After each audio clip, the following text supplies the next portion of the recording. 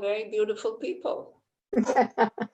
Anila, are you coming this year to us? Well, I was planning to come on the 4th of August, but now I read somewhere that Israel is still not opening the borders for foreigners.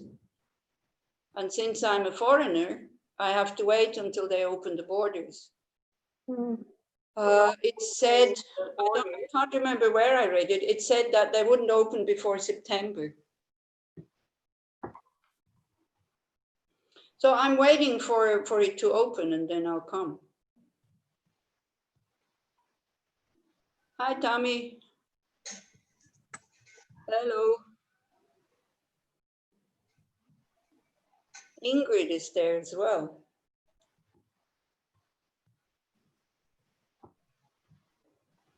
And Dani, I don't know who Dani is. Then a Hagar and some. So how are you? We can chat a little bit since we're waiting. How are you? If we're still here, so. So that's a good thing. We're still here. We can still practice. We can recognize samsara as not the easy, wonderful place that we thought it could or it would be. Yeah, we can, you know, a lot of, still, even now, a lot of good things are happening, I think, but also a lot of suffering because of this virus. But I think it really brings us home the, you know, the nature of samsara, that there's nothing we can trust. And that at the moment we are well, that we should really enjoy instead of being depressed about little things. Yeah. Whereas I know you have in Israel, you have big things to worry about, I know. But then also you as an individual, there's not much point taking too much responsibility, because what can you do? You can voice your discontent, but that's about all you can do. Okay, Tom, you want to say what they asked you to say, or? Sure, no problem.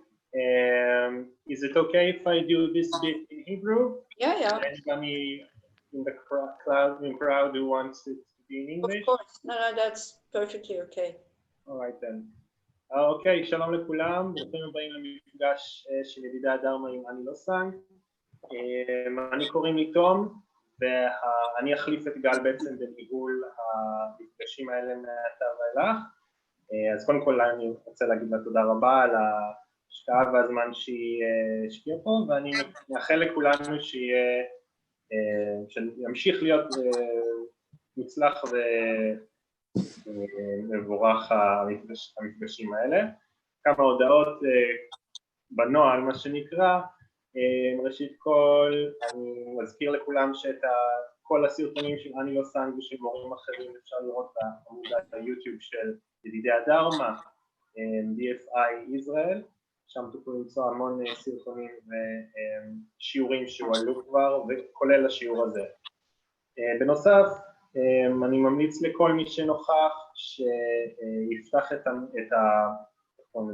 המצלמה שלו כדי שנוכל כולנו לראות אתכם, וזה יוצר אווירה יותר נעימה במיוחד למורה שמעבירה את השיעור. דבר אחרון, אני אציין רק שכל הפעילות שלנו כאן, כמו שאתם בוודאי יודעות, נעשית מנדיבות הלב, ואם ברצונכם לתרגל את הנדיבות הזאת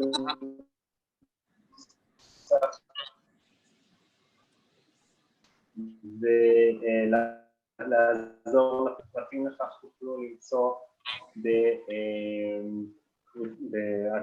בעמוד באתר של ידידי הדרמה. זהו לעתה, אני מעביר את רשות הדיבור לאנילה, ונשאיר לנו שיעור נעים. Alright, Annie? Yes. I think now it's... I've done my talking now. טוב, תשימו את כולם על מיוט, כי מישהו מקצר. אוקיי. אז אני אגיד שבאמת מי שלא העביר את המצב שלו למיוט, שיעשה זאת עכשיו כדי שלא יהיו הפרעות. Yeah, it's okay. You can mute yourself, but if you have a question, because I quite like it when the groups are small like this, you know. I mean, I don't mind if they're bigger, but I find it more easier to then discuss with each other also, because this is definitely not a text where you just swallow everything that is being said. It's supposed to raise questions in you and then to see how you behave and how to apply this in your daily life. And it's really important, especially the patience chapter, is really important to discuss so that you're not kind of getting wrong ideas that Buddhism is some kind of system where you just say, oh, well, you know, yeah, people are treating me in a really bad way, or there's a lot of injustice happening, but yeah, it's everybody's karma, so what can I do? And I just bear with it, and it's all impermanent, and it's all empty, and all this. So that's not what is being meant, right? So one really needs to understand, first of all, why are we studying this text? So we are studying this text because, I mean, this text is, it's like a recipe book, right? When you want to cook. So you need a book with recipes, and you need to know, so one is like the starters, and then the salad, and then it's like the main course, and then it's the dessert and all this. So it's a bit like this also. But what is, it's not for making food, it is to attain, to stop being under the control of your negative emotions, and not by suppressing them, but by overcoming them, by seeing what is the main cause of your negative emotions, and then by understanding that because we don't see things the way they are, this is why we suffer. And the suffering comes from our negative actions that we do under the control of our negative emotions.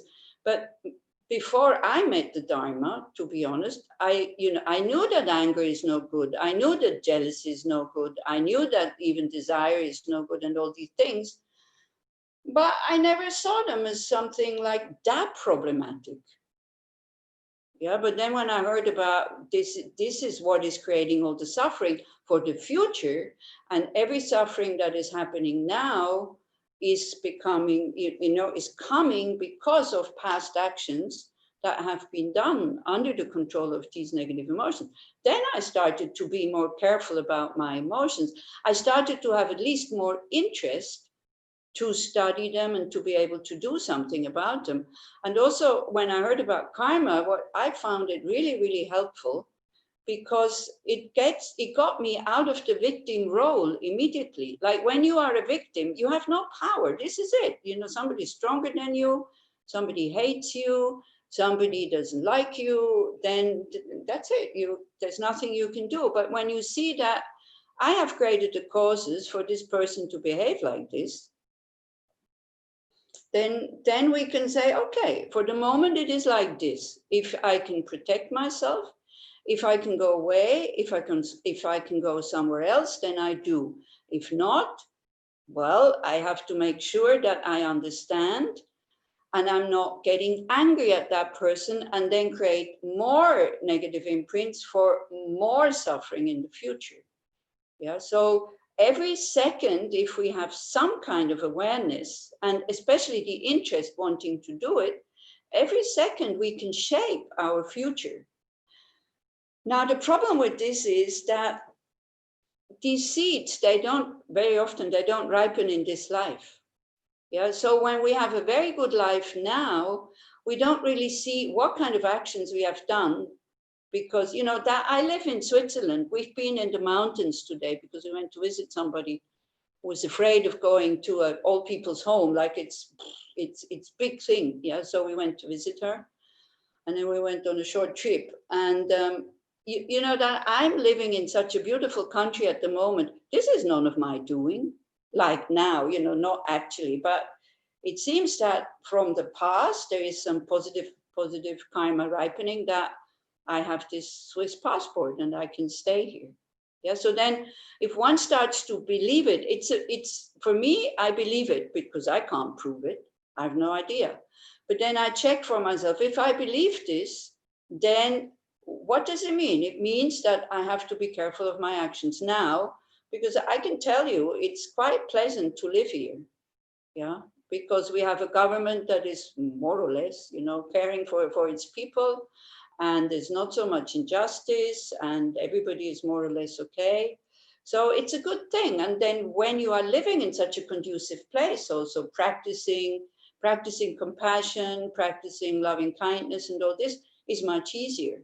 Yeah. So by understanding that everything is a dependent arising, that there's nothing that just arises, that nothing that happens just randomly, I think it's easier, or easier maybe not, but at least to have more interest to take care of our negative emotions and not just to let them go freely like this. So this is one thing that really made me being interested in Buddhism. And then the other thing was when I heard that we have this amazing potential, that we can have a totally open heart for even the worst beings in this world. But having an open heart, it doesn't mean that you condone what they're doing when they're hurting somebody else. So this is what we need to understand. Especially if you practice Tibetan Buddhism, you have a lot of wrathful appearances of deities. Everybody understands the word wrathful? Yeah, well, you nod. So, Sigal, do you understand what wrathful is? No, okay. So can somebody maybe say in Hebrew? Maybe I should have looked for something. Maybe I should have looked at a picture. So you know, everybody thinks Buddhism is very mellow and very soft and very kind of stroking always in the right way. And, oh no, I can't hurt anybody. But it's not like this, because that would be like a doctor saying, oh no, I cannot make that operation because it will hurt the person. You know, although they know they have to cut something out. So there are Buddhas who are very forceful and actually have angry faces, and then act with wisdom, compassion, act with that very strong energy. But what we have, because we have whenever anger for us arises, there's a lot of ego involved, except for when you are a mother or a grandmother or father, grandfather. For the children, no. For the children, we can have that kind of anger energy without, yeah, thank you, Tom, great. So for the children, we can have that anger energy, but without aggression. So it's really important to make a difference between anger and aggression. You know, in general, when we say, oh, it's not so good to get angry, so we just use the word anger. But I think it's really difficult to understand what anger is, so that which kind of anger can I use? Because it's an energy that we have that we should use when we see injustice, or when we see that people are about to hurt themselves and there's no other way to stop them. Yeah. But when it turns into, when this anger is ego-based, like, you know, it comes out of our me, I am angry and this should not happen and like this. And it shouldn't happen because I am the one who is not being benefited by what is happening. That's usually when anger arises. Or, you know, the group that I care for is not being benefited. When it's based like this, then there's always a wish to harm. And then the anger, this kind of anger, goes against the person and not against the action. Okay? Then it becomes aggression. But when you talk about this wisdom anger or this compassionate anger, like the anger of a mother, I just use mother. I'm not going to use the whole group again, you know, father, mother, grandmother, grandfather. It's okay. I just use mom. The anger of a mother is turned, like that kind of energy goes against the action of the child, not against the child. But when it is aggression, because aggression always has a wish to harm and a wish to hurt, and aggression has a lot of wrong views, like the view that harming this person now is good, and we get some kind of satisfaction when we see that the person is suffering. Because, and this very unfortunately, it doesn't happen in the head, it happens like out of habit. And so we think that, or we have a feeling, let's say it's more an instinct or an impulse, if the person suffers, they will become more kind and more grateful, maybe for the help that they receive, and they will be more compassionate. But it's not like this at all. I mean, the more people suffer, and the less they know where the suffering comes from, and the more they kind of point outside that the cause for the suffering is out there, the more they get aggressive. Yeah. So when we talk about patience, this is why I'm mentioning it, because this whole chapter is about patience. So when we talk about patience, we're not talking that you should not react. You should react, especially as a Buddhist, because you are concerned about all sentient beings. You're concerned about the aggressor and the victim, not just about the victim. And that needs a lot of mind transformation to be able to do that. This is incredibly difficult.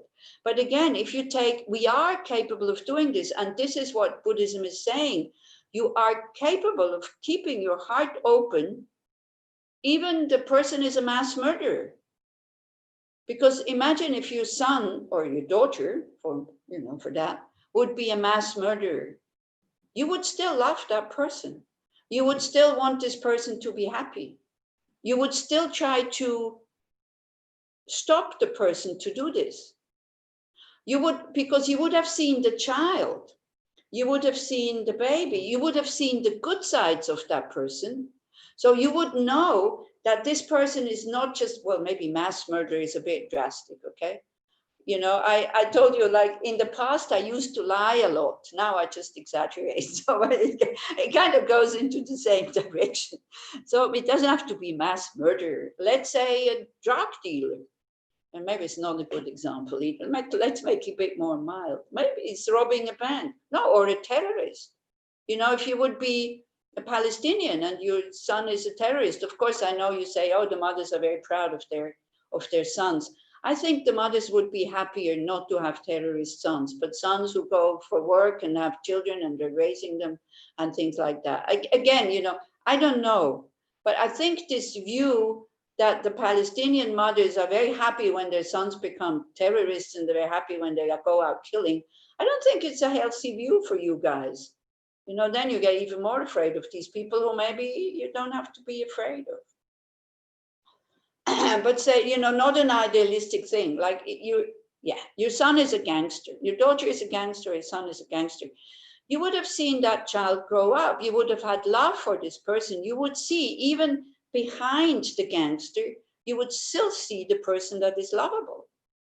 So you might, be kind of angry at this person for doing what he does, but you would never want this person to get hurt or to get harmed.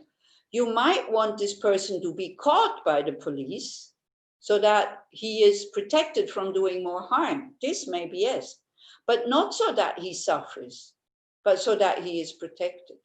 Yeah. So when we talk about patience, then it goes in that direction. Before you act, try to make a gap between, try really to see what is my motivation here. Yeah. And what is my feeling towards that person that now I want to say that angry word, or I want to do this very forceful action. And in what state of mind am I? Yeah. I quote him quite a lot, and I'm sure you know him, Viktor Frankl, okay? Yeah, come on, you should know him. He's one of my heroes also, because, if somebody, like when I get angry and aggressive, and then when I see what he says and what he wrote, and that him, by being a psychiatrist and by being able to study his mind and to see that he's not getting angry at the people who are doing this to him, this is something I admire. Yeah, because getting angry at your aggressors, everybody can do that. So there's one of his sayings, which is very, very famous, and it's in psychology. Between the stimulus and the reaction, there is a little gap. And in that gap lies your happy future or your unhappy future. He's not a Buddhist, but he knows how the mind works. We act with a mind that is totally disturbed, very aggressive, with a wish to harm, we will harm ourselves. You have a gap and you say, oops, it's too much energy here and there is a wish to harm, and you see it and you're able to calm it down and then say whatever you have to say. It can bring a lot of happiness for you in the future. And from Buddhist, with Buddhist terms, you will not create negative karma. Like if you change a situation, if you change a bad situation with a lot of anger and a lot of aggression, even if the situation changes, from the Buddhist point of view, you wouldn't even create positive karma. Because it's your own mind who is creating that imprint. And when you are acting with aggression, that imprint is created to again act with aggression in the future. And it will come back. It's like a boomerang. Yeah. We think that anger is, whatever reason, anger is justified. Because it's a good cause. I don't think so. To fight for a good cause with anger, but not with aggression. This is why I wanted to make the distinction. To fight for a good cause with that very courageous wrath, or the problem here is the word, because anger can be aggression, but it can also be wisdom. Anila. Yeah. I just look at the thesaurus here. Do you hear me? Yeah. So there are other words, and not to use the word anger, but there is resolute, relentless, strong, assertive, firm, uncompromising, unflinching, forceful. Yeah. So I think it's better to use one of those words and not to use the word anger without aggression, because anger is so full with connotations of aggression. So it's better to use whatever assertive or relentless. Yeah, we need to. Not to. Exactly, you're totally right. This is why I started by saying the problem is the word anger, because we don't know how to define it. It's this energy because anger gives us a lot of courage, which is good. And also anger makes your mind quite sharp, because you can see what is not right, because you're totally in the present. The problem is then the veil of I, me is coming up. Yeah. You don't get mad or angry towards the patient. Yeah, Ingrid was writing, I don't know if you saw it, like, if you work in a mental hospital, in a psychiatric clinic, and you have like aggressive patients, you're not getting angry at the patient because you understand where it comes from. Yeah. And why I kind of started with this, without again not making a short motivation and the meditation, I always keep kind of forgetting, is because we come to these verses where it talks about dependent arising. Yeah, that we start to see nothing exists without a cause. Okay, but maybe before, because I can't remember where we stopped last time. Anybody remembers? I made a note here that we stopped at 21, but I had a feeling we went a bit further. But we can go to these verses again if you don't remember anyway. It is about dependent arising. Anyway, we can go through them quite quickly in case we remember something. But I think it's good if we just try to generate a really good feeling about ourselves. It is so important. When they say, I can live a life without being under the control of this aggression. I think it's good if, instead of using anger for the negative anger, if I start using aggression, because that is clear. Yeah, the word aggression, I think, is never positive. Yeah. But then we need to find a new one for the positive kind of anger, or use it in terms of positive anger. But in order to be able to distinguish what is which, it's like we have to start to feel, not in the head, but in the heart or in the body somewhere. When am I calm and when am I totally agitated? When is it that I have a wish to harm? And when is it not? Because without awareness, without mindfulness, we will not notice. Tommy, did you want to say something? Yes, I thought maybe there's two Tommys. Okay, so we have Tommy Scheller first, and then we have Horowitz later, afterwards. You mentioned before the wrathful deity. Yeah. So maybe using the word wrathful doesn't have the connotation of anger because it's not used on a daily basis. So when we use wrathful, then it might be more, like without this kind of feeling wanted to hurt. Yeah, exactly. Good. Thank you. Tommy, what did you want to say? I'm not sure I will be able to explain it, but in Hebrew, the word aggression, to be aggressive, is tukpan. And the same root of the word tukpanut, aggressiveness, aggression, is these letters that make the other word that is tkifut. To be liot takif is not liot tukpan.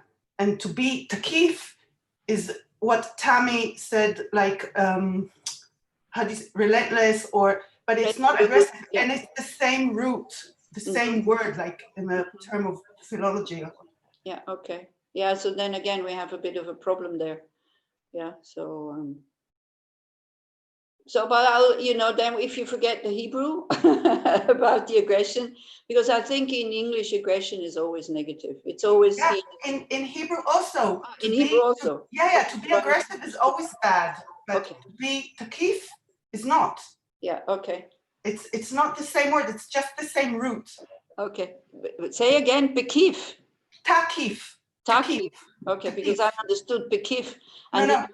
in German, bekift means totally stoned. So. Funny, isn't it? It's just words, yeah. You see, well, how we react to words. For me, these words is like you tell me a Hebrew word, it doesn't evoke anything, except for when I kind of transform it into a German one. Okay, so let's just sit for a few minutes, maybe, because it's always good to sit and come inside and watch the mind and bring some gentleness and friendliness towards yourself. For being here, for listening to me, because as I said to Tom, when it was just the two of us at the beginning, I said, there's so much choices to listen to Dharma teachers, and I wouldn't be my first choice either, I would be listening to somebody else. So it's okay. So I really admire you that you're still here listening to me.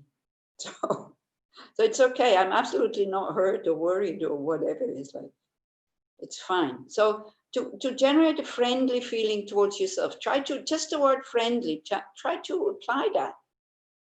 Again, by just thinking, very simple, I'm a good person without any ifs and buts. You don't have to prove it. Your nature is goodness and kindness.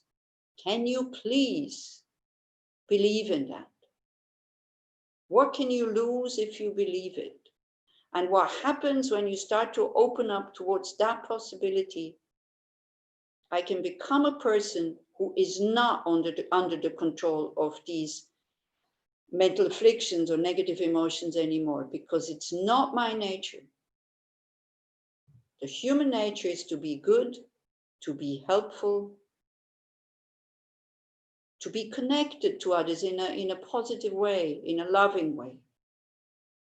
I am a good person. That's my nature.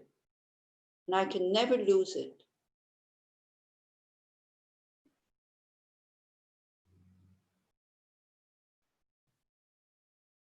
And to choose to be a good person, we have a choice. We're sometimes limited, but we have a choice.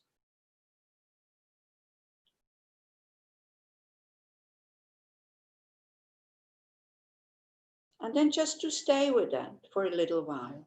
Open your heart. Appreciate your interest in wanting to develop a good heart, your efforts. It's enough for the moment. We are planting very, very powerful seeds.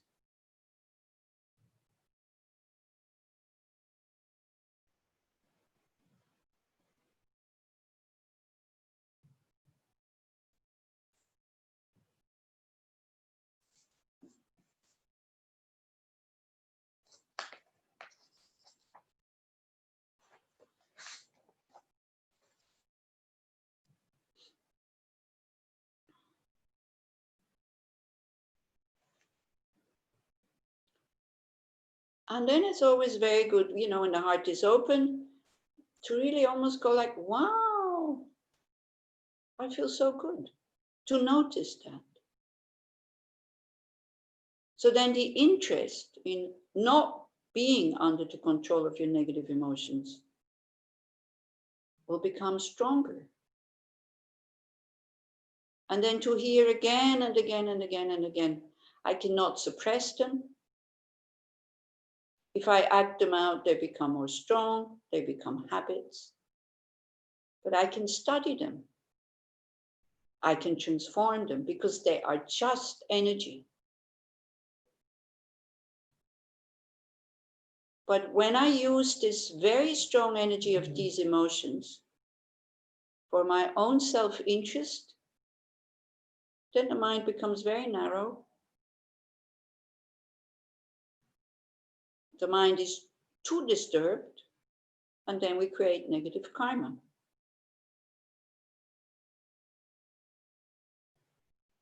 So we can think that energy, that these emotions, like as we said, wrath, for example, when I'm disturbed by injustice, when I can't bear when somebody else is making somebody else suffer. So may I be able to use that energy not for my self-interest, not even just for my family,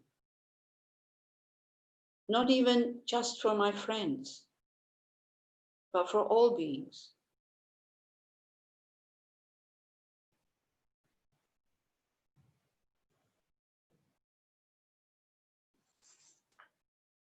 And we can think like it says in Nagarjuna's Ratnavali, in one of the verses, like with this strong wish to be able to stop other people to hurt others by knowing that they just hurt themselves.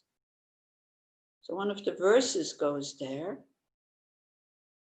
May I always dissuade all at once all those beings of any world who intend to engage in negativity, now very important, without doing them any harm. May I be able to stop others doing negative things without harming them.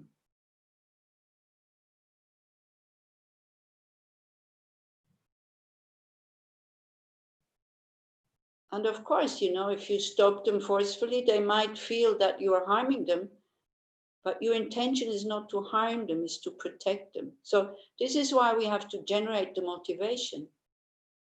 And then the action will be very skillful. By saying, may I be able to stop others doing negativities without harming them.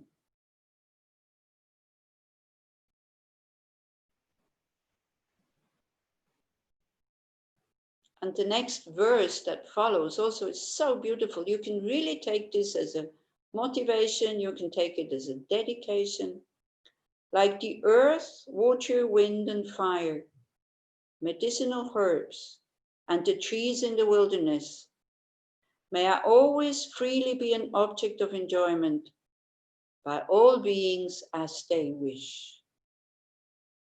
Like, may I become a person that whenever people hear my name, think of me, hear me, talk about me, may it only be of benefit to them. May it only bring them happiness.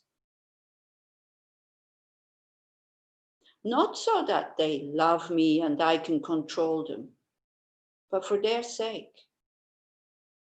May I not disturb anybody's peace of mind. So basically what it means, may I be like a beautiful lake, like a wonderful cool forest that people can enjoy, that makes people happy. May I be like medicine when people are sick, so that they can heal.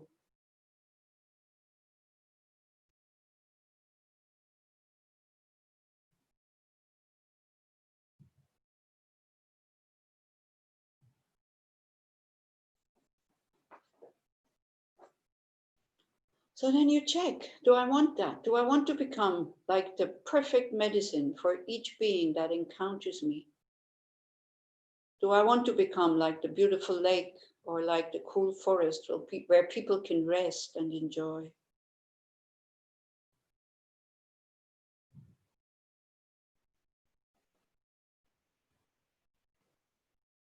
And then if that wish is there, then the text that we are studying here is very suited.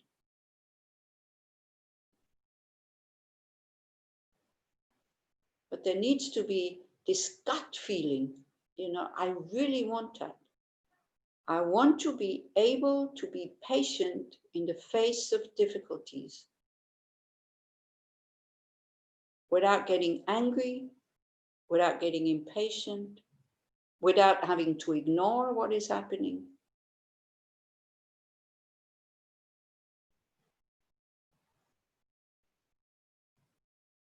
It's only when we can look at suffering without resistance, then the healing can start. When we start to understand why and where it comes from, what the root is.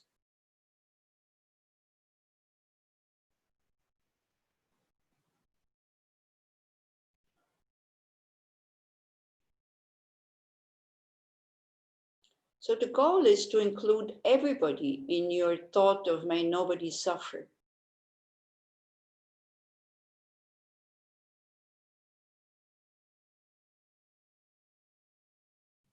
As long as you still have this feeling, this gut feeling, the aggressors, they should suffer.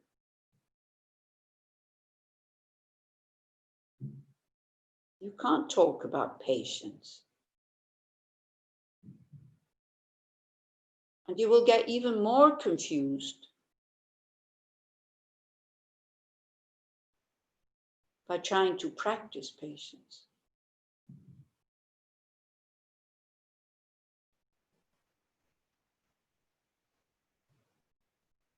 So the question is, do I really want to be this lake and this cool forest and the medicine for somebody who is very aggressive?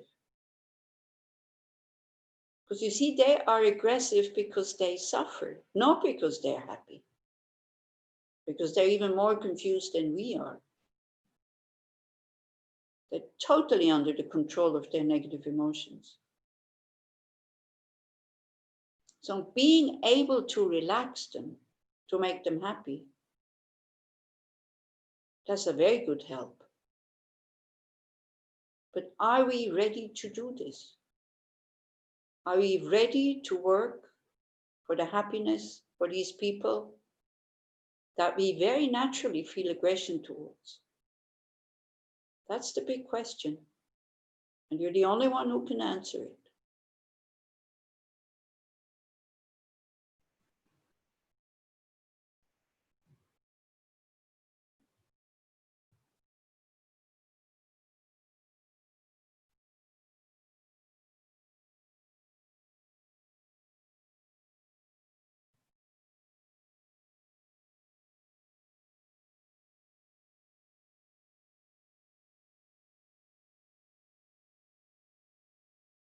So that would be the long-term goal. Whatever I can do for somebody who's very aggressive, who's hurting other people, whatever I can do to make them happy. Not happy by continuing to work to hurt others, but happy being able to stop them doing that. That's the long-term goal. It's very difficult. So in the meantime, at least we notice that we are getting angry at them. And then, as Viktor Frankl said, the little gap. We take advantage of that gap that is there. We come back into the body, we breathe, we look at the energy of the emotion, by it calms down, and then we act. So for the moment, this is good enough to notice, oops, I'm angry. Let me not say anything right now. It's good enough short-term goal.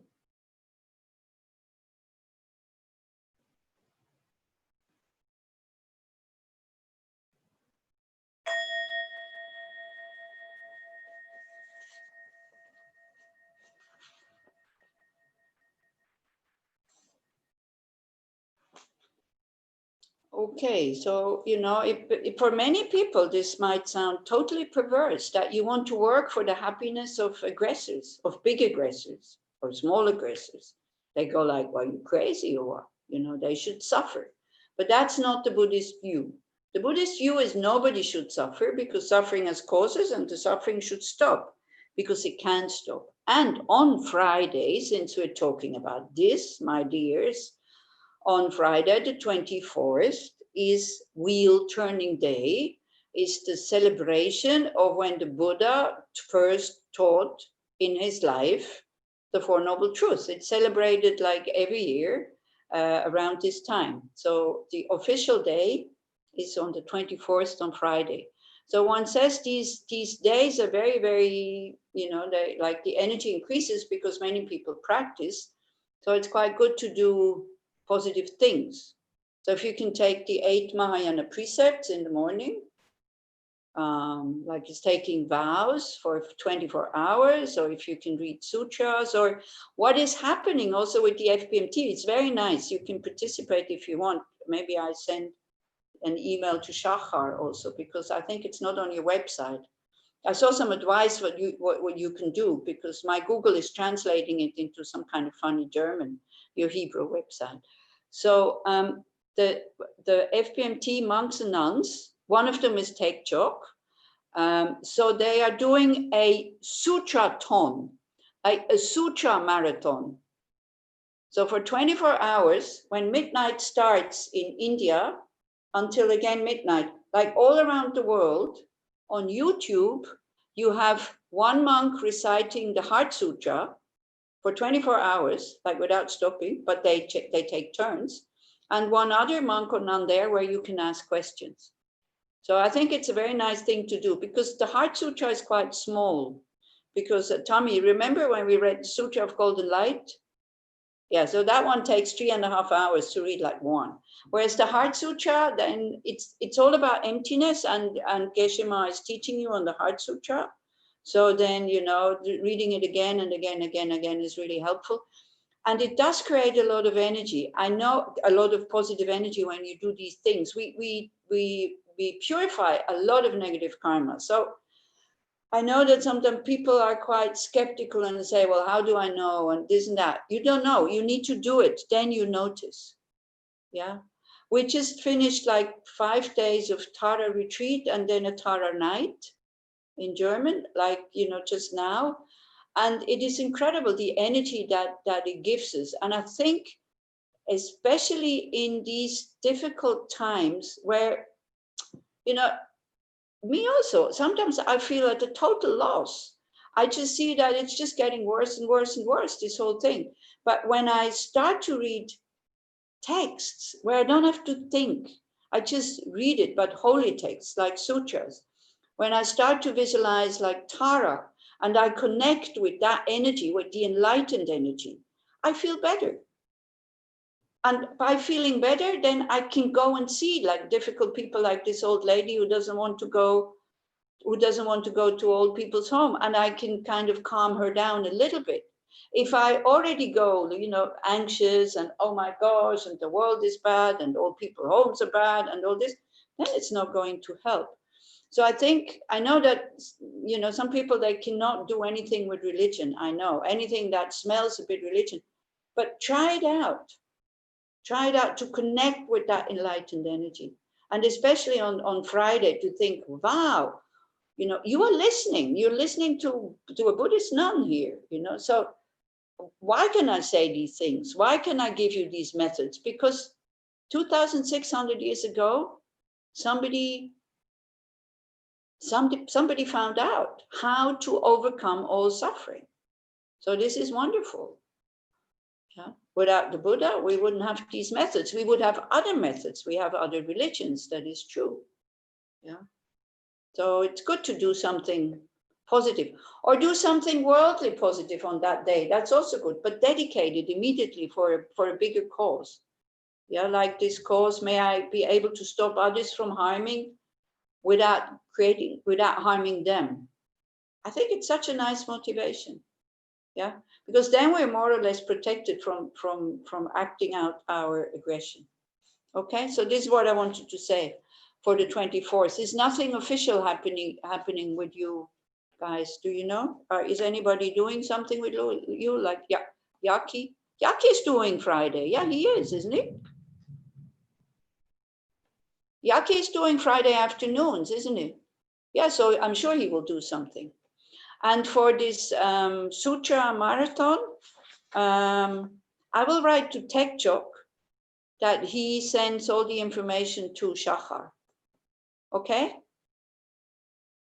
I think that would be a good thing. Then you can, for almost 24 hours, you can just put on the YouTube and you can recite with them and you create positive karma because you won't be the only one. Do you believe in these things? Give it a try. Give it a try and don't tell anybody. Don't tell your husband or your children or your parents or whatever. Don't tell anybody. You don't need to tell them what you're doing. When you know exactly somebody doesn't believe in these things, don't tell them. Why would you want to tell them? Because when because you yourself, you will feel, if you do this for the first time and you don't know what you're doing, because we like to be secure, we like to be in control, we like to know what we're doing. So then we ourselves, we feel stupid when we do this for the first time. We start to doubt, is it like, oh my gosh, what am I doing here? It's like, wow. So, we have a big thunderstorm here. And I cleaned the windows 2 days ago. Oh, never mind. So,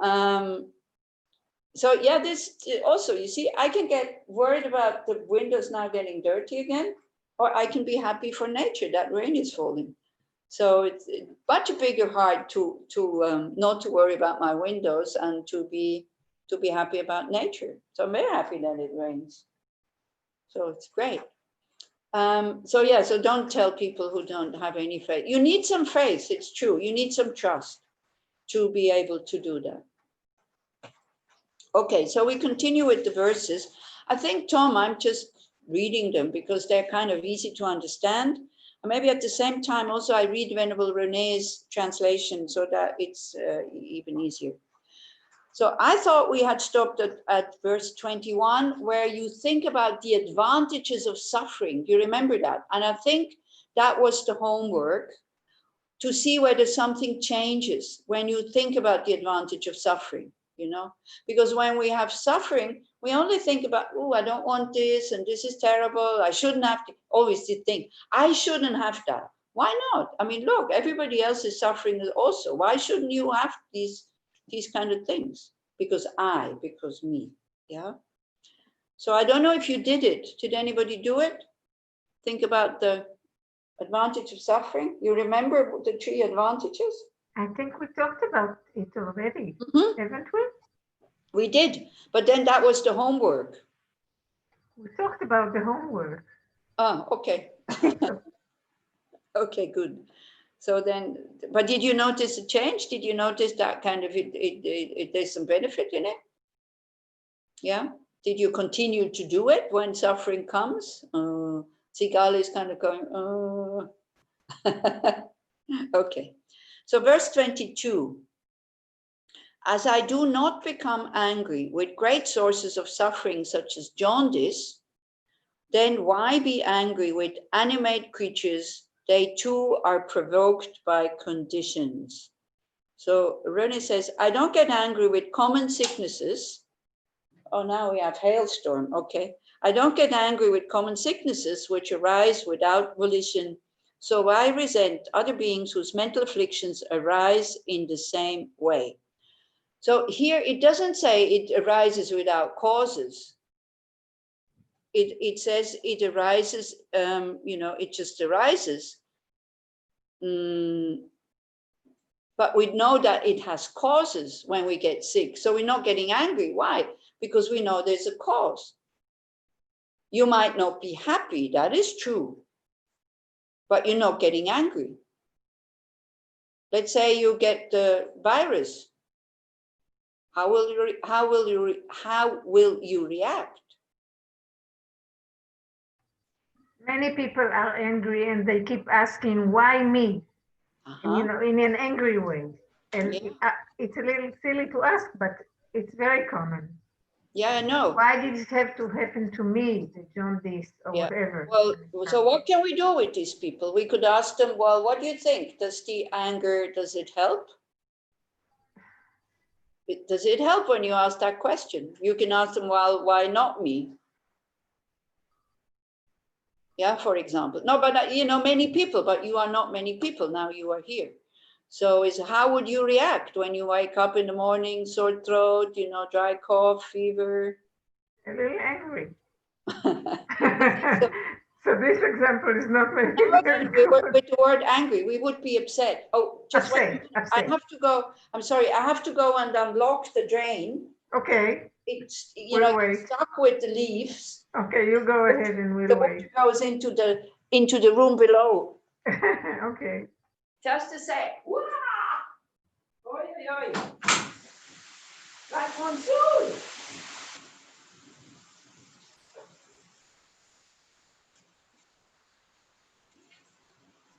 קשה לדמיין סופת ברד עכשיו, בהחלט לא משהו שקשה לי לדמיין עכשיו. הלוואי עלינו. זה היה מרענן. יחד עם החמסין.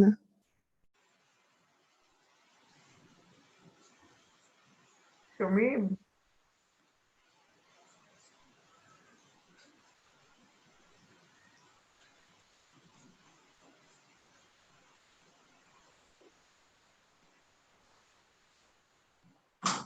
Wow. You know, you should have seen the scene now. This is really funny because underneath today's Wednesday is the Vipassana group. So they have the doors wide open. The water splashes into their room. Everybody's sitting very quiet. Nobody is reacting. So this is maybe the difference because I see there's a problem. So then I go out and try to solve the problem, you know, and I leave you alone. So this is more, you know, then it can be also active. I see it's stuck again, but anyway, so okay. Wow, good. So yeah, so when I see the water overflowing, I know the cause. So I can go and get rid of the cause. I can also get angry. Who built this stupid drain that every time when it rains so strongly, then it gets stuck because it's too small? Yeah, so, but that doesn't help. So if I see the cause, I can go and do something. But what it says is like, also people who are getting, you know, who are behaving in a very negative way, they also act because there's also causes behind that. So since we are not getting angry at the sickness, angry in a way, you know, you're not getting angry towards the sickness in a way you want to hurt the sickness. Because you know that, you know, you have to do something. And getting angry doesn't mean, you know, you get upset. I would also get upset. I would also wake up in the morning and go, oh no. But then I would take the telephone and, you know, phone the doctor and say, what shall I do now? And then you can do a lot of things as a Buddhist. You can start thinking, okay, you know, you think about the positive thing. This is why I was saying, have you thought about the positive sides of suffering? You know, are they really firm inside? Instead of looking at the negative sides, we start to look at the positive sides. So, but it's a different energy toward when you get sick than towards a person who is hurting you. Yeah, so it's not the same. It's not the same thing, isn't it? Okay, is that clear? So he's just asking, you are capable of not getting angry at sicknesses, because why? Because you understand they have causes. You understand there's a virus around. I have a human body. I know that if I get in contact with that virus, whether I want to know, I will get it, and that's it. And then we accept. And by accepting, it's not that, okay, it's my karma, I'm not doing anything. If I die, I die. If I get healthy again, I get healthy. No, you take steps. What do I need to do now? Yeah. So it's the same thing for if somebody seeming willingly kind of hurts, because it says in the next one, although they are not wished for, these sicknesses arise. And likewise, although they are not wished for, these disturbing conceptions forcibly arise. Okay, so Renee saying, people don't think I'm going to get angry. Anger doesn't think I will arise. All negativities arise through the force of causes and conditions.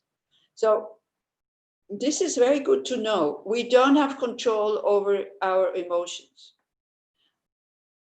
whether they arise or not. Yeah, we have a little bit of control when we have awareness what we want to do with them, whether we want to act them out or whether we just calm down and then we say something. But what arises, we have no control. Anybody knows why? I want to ask if it's a matter of karma. What do you think? It contradicts the free will issue, because how can I improve if my karma is to get angry or if my karma is to react in a certain way? So I'm doomed to have this feeling. Okay. And where can the change come in? You know, this The is an change old. come in by not collaborating with these negative emotions and not create actions, because emotion and karma is not the same thing. Yeah, emotion is emotion, karma is action. So the problem is that usually we collaborate with these negative emotions and then we create an action, which then creates another habit. But with awareness, we have the possibility to understand, okay, no need to get angry at myself. There's another tendency is ripening, but then we also know, same as in the garden, yeah, you have a seed. So the seed for that emotion is a past negative emotion. That is true. But we can be careful that we're not creating more seeds by not acting it out and by dissolving it and not letting it go into our subconsciousness. But we have many of these seeds. Yeah. So our task now is not to collaborate with them and not to create actions. So then the garden, the mind garden is getting a little bit, more seeable, because if you have, if you buy a house and the garden has not been tended to for I don't know how many years, you don't even feel like starting, to kind of sort out what is weeds, what are flowers, what do I want, what do I not want. But when you start, then it starts to get a little bit more cleaned up and a little bit easier to see what you want and what you don't want. And you see, I can see it here. It happened because we had these weeds that kind of climb. So this year I decided to kind of take care of it. And the more I kind of go down and dig out the roots, the less they come. So this is the chance we have, which is called awareness. Knowing, oops, I'm angry. Oop, I'm this and oop, I'm that. Not to get angry at the anger and not to act and to wait. We all know these steps. Recognizing, allowing, seeing the nature of it. Whenever you feel negative emotion is being there, to create a habit, to go inside, how does it feel? And in Mahamudra, you say, you stare at the emotion like you would be staring at the naughty child, not being carried along with it and not going down, like blah, blah, blah, blah, blah. It's so bad and it's terrible and look what he did again and he's always doing the same thing. But to stare at the emotion without making drop the story and stare at the emotion internally. Yeah, it's one thing from the Mahamudra. What you do is stare at your thoughts. So this you can do. This the only way. And what other way is there? There's another way, which goes much deeper, which comes in the next verses. Who is angry? What is jealous? What is afraid? Who is I? Who is me? Well, you go, who is angry? Well, me. Okay. What is me? Who is me? And we come to that. Yeah. But here is again in a very, very skillful way. He is showing us you are able to do it. But you have a habit of getting angry at people when somebody hurts somebody else, we have a habit of thinking that they have a choice. But they don't have a choice. They are even more under their negative emotions than us.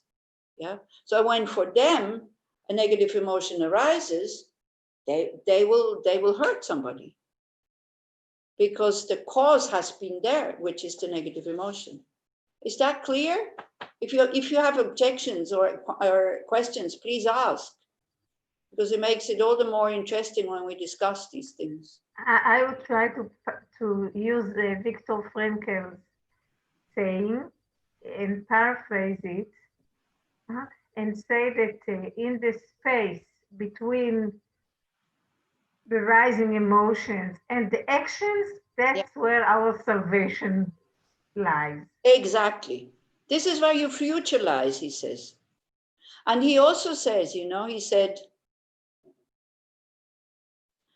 no matter what other people do to me, no matter if they take everything away from me, but they cannot take away one thing, which is my freedom to react to the situation.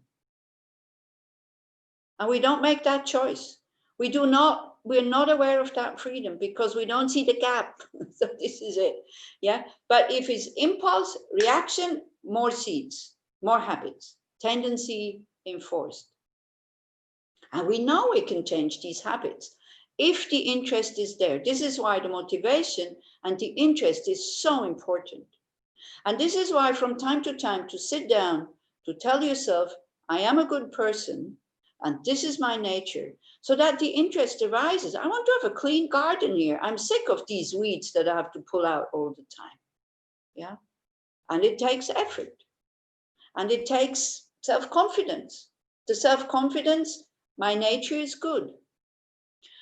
Oh, now I see Bruno kind of, Bruno is here. Have you seen him? Bruno from Paris.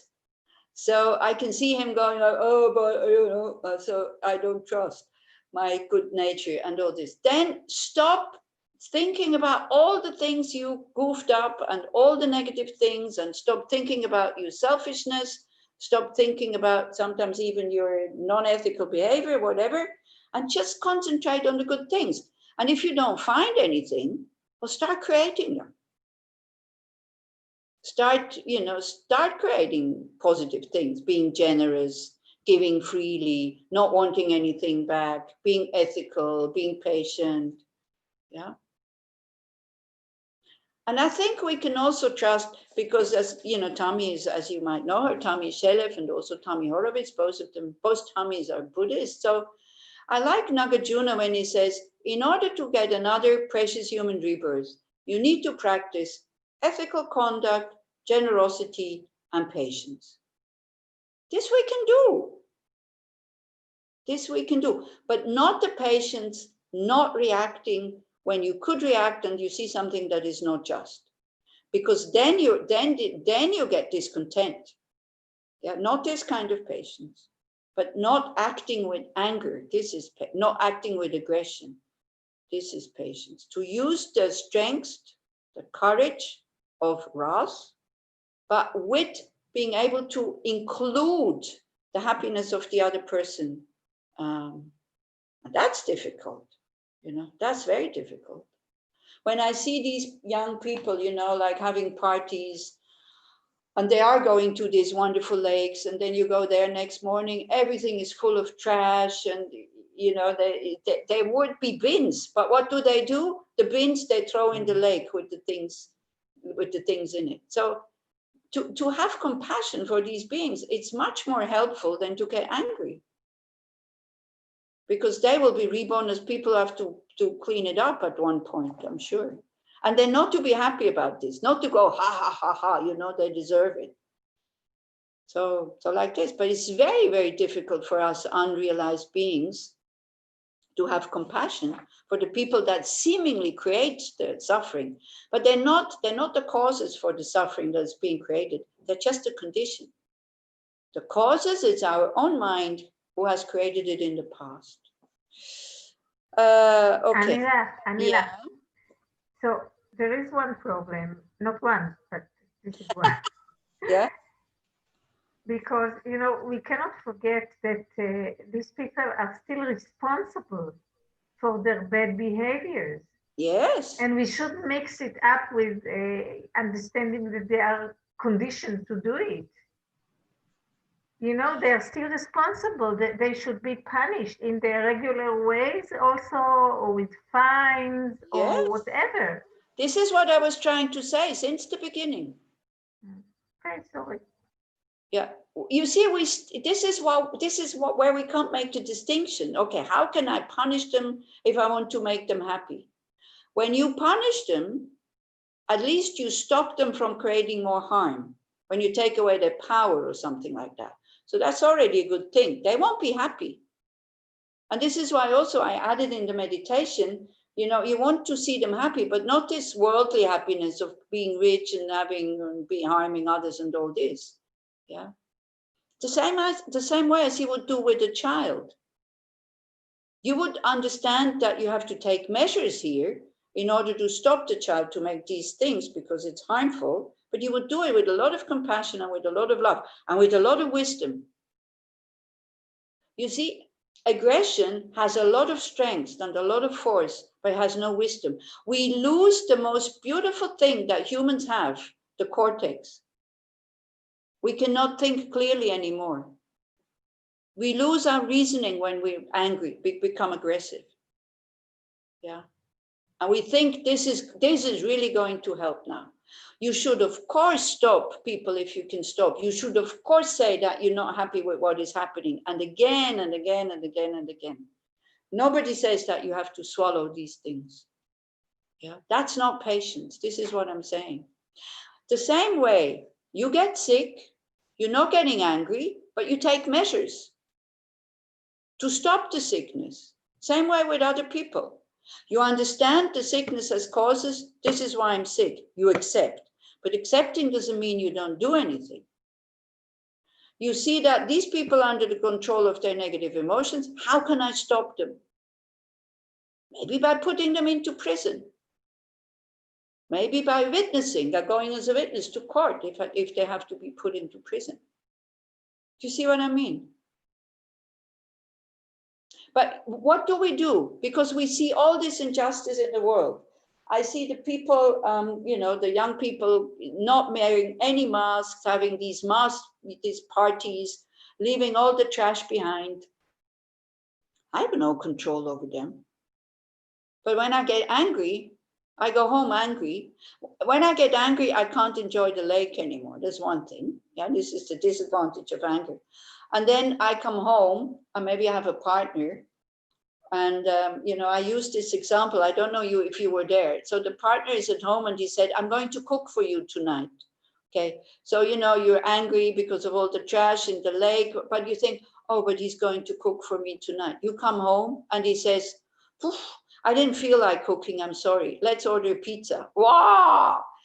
He would get all the anger that I have stored up of being useless or useless, how do you say, of being powerless, of being able to change the situation.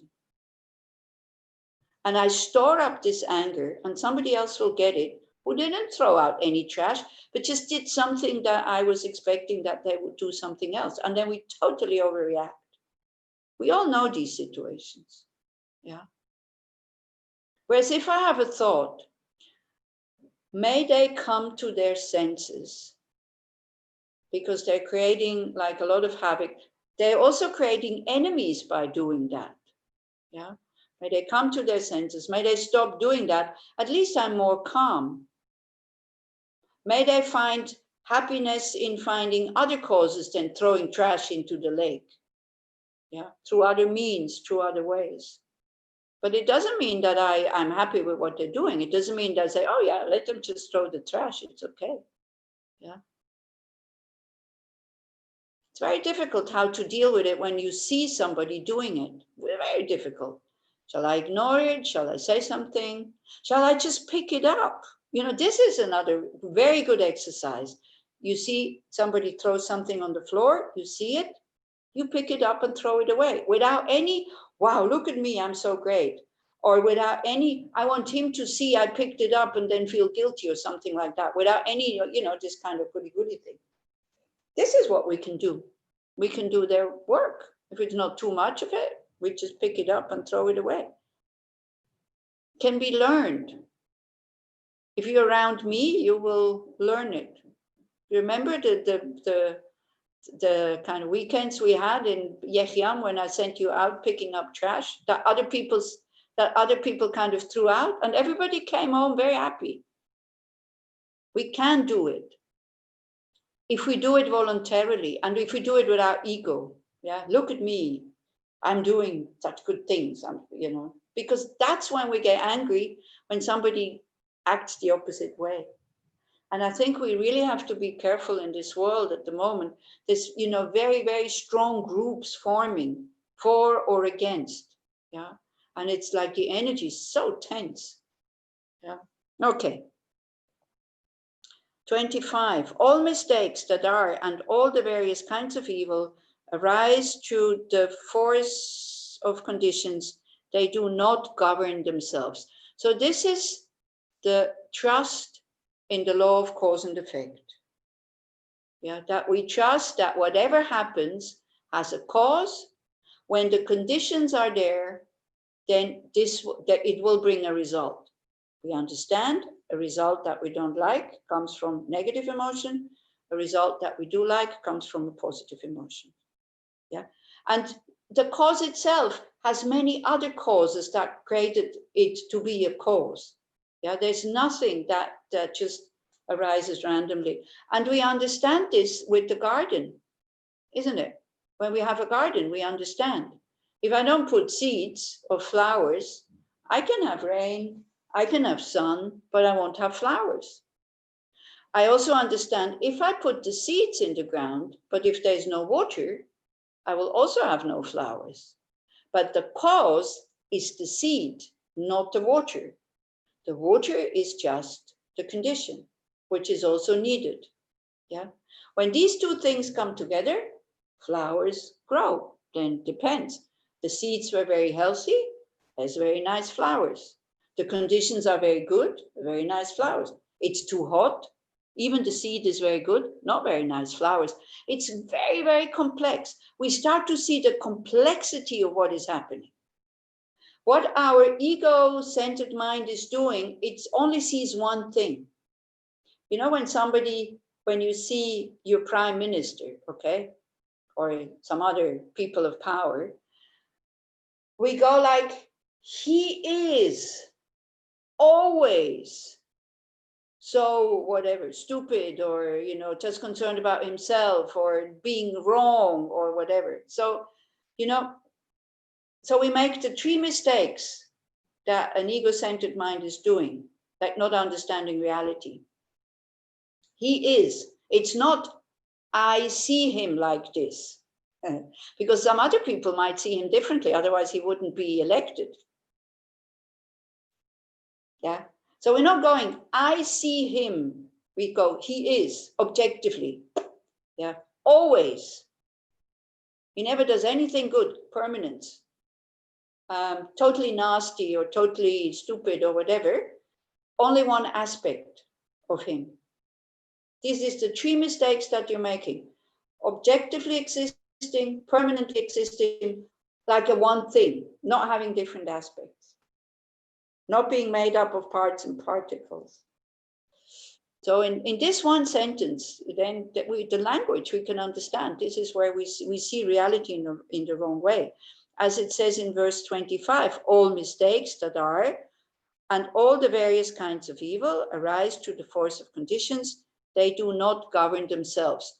Same way for happiness, not just the evil things. Yeah. When good things are happening, it's also a ripening of karma, positive actions. What is Roni saying about, it's the same thing. All negativities arise through the force of causes and conditions. None are independent. And at the moment, we have what is called the collective karma to live in this very violent world. This is it.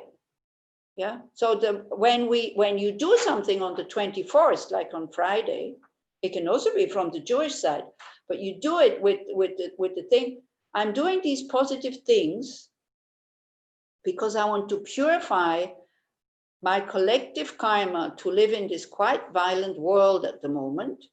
Then it purifies the seeds before they ripen. Yeah, whatever positive action you do, not just on that day, every day, you know, instead of thinking or not thinking, instead of just following the impulse, I am doing this because I want to be happy. When you go, oh, I'm doing this because I want to purify my negative karma, then it purifies the seeds before they ripen. But there's another thing, we just have to trust. Yeah. But everything, nothing is independent. And this is what we don't see. Yeah, we don't see that things arise in dependence on causes and conditions. The assembly of causes does not think, I will create.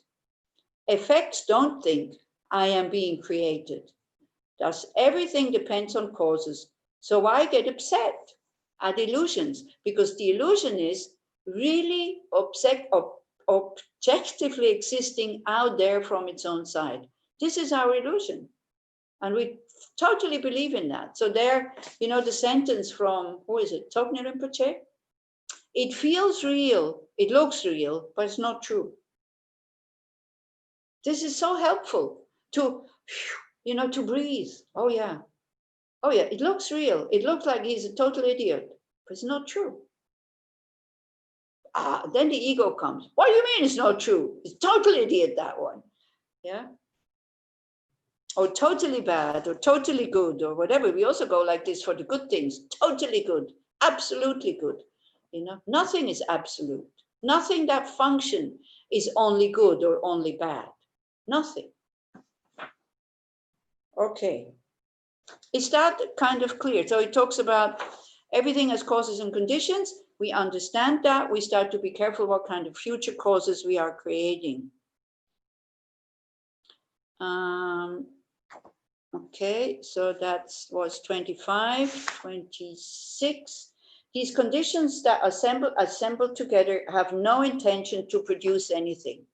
The seed doesn't need to have an intention. You don't need an intention to get angry. The causes for anger arises, your habit, the outside condition, something that you dislike, boom, anger is there. You never have to say, oh, come on, you know, get angry now. Never. You don't have to say, oh, come on, get jealous now. We have to say, come on, start to be patient. This is what we have to say, yeah. But for the others, because we don't have enough seeds to spontaneously love. We only love the ones that we feel friendly towards, yeah. Then love spontaneously arises. These conditions that assemble together have no intention to produce anything, and neither does their product have the intention to be produced. So try it out for the next, I don't know when we have a next Wednesday talk actually, because next Wednesday is Lama Chöpa. I have to do for the center here, you see. Tommy participated. So unfortunately, I couldn't share the cookies with you and the cake. That's not possible over the Zoom, but the positive karma we can share, yeah? It's a very simple way of creating a lot of positive karma. All you have to do is sing along, and you don't even have to be able to sing nicely, like Tommy does. Okay, so on the 29th, there is nothing, and then is Geshe Pema Dorje, and I'm doing something after him. So I think I wrote to Shachar saying, from my side, I would like to skip the Wednesdays if I do Saturday also, but he hasn't answered yet. So but from my side, I think, you know, because too much is just too much. And I really want you to listen to Geshe Pema Dorje. So, you know, and I don't want, and if you want to listen to me, you have to listen to him first, because I will do a review. And if you haven't listened to him, the review will not make sense. So you will have, if you have to do Wednesday also, it will get too much. What do you think? I want some nods there. I agree. Huh? Tommy agrees? I agree. Yeah, you're Yeah, right. Tommy also nods. Sigal, what do you think? I'm sorry, at what time is it on Saturday? Early morning, 8 o'clock. Every Saturday at 8 o'clock? Yeah, next 4 Saturdays. And from 8, he is until 9, and then you're coming, or what? Yeah, something like this. No, I mean, he's doing an hour and a half, I think. Yeah. And then it's Okay. an hour break. So you can have a bit of a break, and then I do. Is the same address? The link, I'm not sure. I guess you'll have to check on the Dharma Friends website. Okay, what is the name? Can you say it again? Geshe Pema Dorje. Okay, okay. Tommy, you want to write it in the chat? And you want, or who is good at writing? Well, I'll do it quickly. I never listened to him. Is it the English? Oh, he's very amazing. Tom, can you send it? Tom. Yeah. Pema אתה יכול. Dorje. That's his name. Okay. Yeah. And it's Saturday anyway, so you can't go wrong. There's not many things. There's no other things happening. Okay? So then you have somebody who is living what he's saying, you know, and then, but Okay. the text is also quite, the text is really, come on guys, get going. You know, what are you waiting for? Yeah, I remember you said it's quite difficult English. Now, English is not so difficult. It's the doing it is difficult. Oh, okay. This is nothing. The English is the problem. Okay, so then so there you go. You have to link. No, Okay. you have for the event. Okay. Okay, so now we come. I still want to do this because this is a very good antidote, because the other antidote for the anger is selflessness, emptiness. Yeah, to say who is angry, what is angry. So now is verse 27, it says, that which is asserted as a primal substance and that which is imputed as a self, since they are unproduced, do not arise after having purposefully thought, I shall arise in order to cause harm. So these verses that follow here, I know they're complicated, okay? Because they're talking about a view of the Samkhyas that there is a really existing separate self that is coming from a primal substance which is permanent. And Buddhism is rejecting that. Now, so this is philosophy, okay? So, you know, Hinduism and Buddhism, they have the view of rebirth. So they had to come up with something that stays, kind of, so if there is rebirth, what's the connection between the two lives? So some came up with a kind of soul, like Hinduism, with Atman, something that remains the same, is partless and permanent. Yeah, and that is going from life to life to life. Christianity also talks about the soul after death. You go to heaven or to hell. I don't know if the soul is, I don't know enough about Christianity to talk about it. I don't know if it's also the soul who is going to hell. Maybe it's only the soul is only going to heaven. I'm not sure. I'm not sure what is going to hell. Yeah. So Buddhism is refuting that. Now you have to remember these words, and maybe somebody can repeat them in English. Because you see, when Buddhism talks about selfless, has everybody heard about selfless? You know, or no self? Buddhism says the problem is because we believe in a self that is not there. Now, if you hear this for the first time, just relax. You don't have to understand it. You have to hear this many times in order to understand what this is all about. Now, again, the problem is the word, because when we say there is no self, then people say, oh, who am I? What am I? So just before we talked about causes and conditions, okay? So everything exists, and in one verse it says everything exists depending on something else, dependent arising. Everything is depending on something, okay? So what we are, a person, that is that depends on what in order to be a person? What does a person depend on in order to be a person? Question to you. Anybody can answer. The 5 aggregates. Moment of person. Huh? Tom, what? A previous moment of person.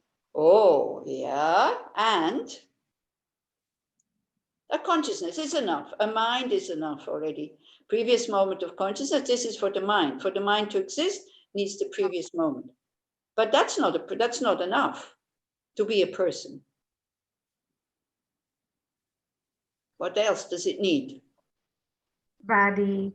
A body, exactly. Feelings. Yeah. The 5 aggregates. The 5 aggregates. But you know, Sigal is pretty new, so let's make it a bit easy for her. Body and mind. Is that enough to be a person, a body and a mind? You have to connect. Is it enough? Connection. Sigal, wait. This is a question for the Buddhists. Is body and mind enough to be a person? Bruno shakes his head, then right, because he's too timid to talk. What else does it need to be a person?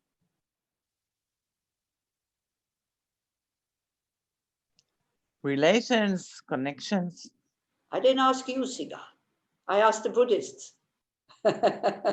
I'm not a Buddhist. I'm not sure. Are you? 8 years I'm studying. Okay. So then you can participate in the discussion. Okay. I'm sorry. I didn't want to be disrespectful. I'm really sorry. Okay. It's okay. Bruno says parents. Yeah, for example. Different causes and conditions.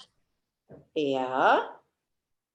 What does a thing need in order to exist? How do things come into existence?